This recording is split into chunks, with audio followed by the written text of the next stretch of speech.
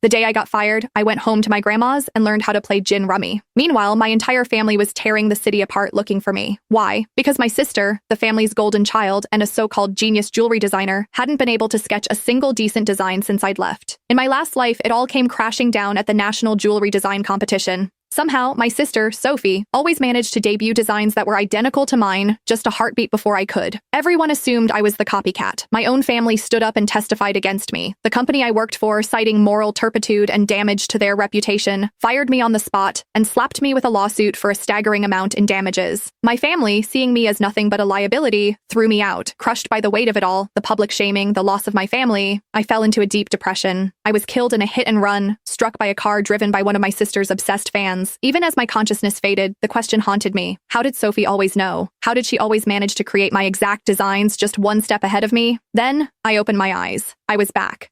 The day before the National Jewelry Design Competition. Sadie, you feeling confident about the competition? The chatter in the office pulled me back from the dizzying vortex of memory. I looked around, my heart hammering against my ribs. It was real. I was back. Are you kidding? Sadie snagged the Designer of the Year award 3 times running, a colleague, Maria, said, giving me a playful nudge. She's got this in the bag. I managed a weak smile, unable to form words, because only I knew what was coming. In my last life, I submitted a design I had poured my soul into for days. On stage in front of everyone, I was branded a fraud. They displayed 2 sketches on the main screen. They were identical, down to the last delicate line of filigree on the setting. But the timestamp on the other submission was a full day before mine. And the artist? My dear sister, Sophie Walker. She stood in the audience, her eyes wide and red-rimmed, staring at me with a look of shattered betrayal. She brought a microphone to her lips, her voice trembling as it echoed through the auditorium. Sadie, how could you? If you were blocked, I would have helped you find inspiration, but to steal my work? Why? I was frozen. That was my design. It had lived on my encrypted laptop, unseen by any other human eye. Before I could even begin to explain, the crowd erupted. Get the plagiarist off the stage. The nerve of her, showing up with a stolen design. She doesn't deserve to be a designer. Fraud. I grabbed a microphone to defend myself, but my voice was drowned out by the jeers. A few scattered voices of support were quickly silenced when my own parents took the stage. They held up photos of Sophie, supposedly working through the night at her drafting table at home. They spoke of their profound regret, of how they were ashamed to have a daughter like me, and announced their intention to sever all ties. After that, it was over. No one believed me. Security escorted me out of the building. The moment I turned on my phone, it was a firestorm of hatred. Back at my apartment, I checked my laptop. No viruses, no spyware, no remote access logs. The computer and my physical sketchbooks had been with me at all times. There was no conceivable way the design could have leaked. But Sophie's was identical. Every idea, every spark of inspiration, every line I drew, it was all mine. I could not have copied her. It was impossible. Hey, Sadie. Maria's voice cut through my thoughts again.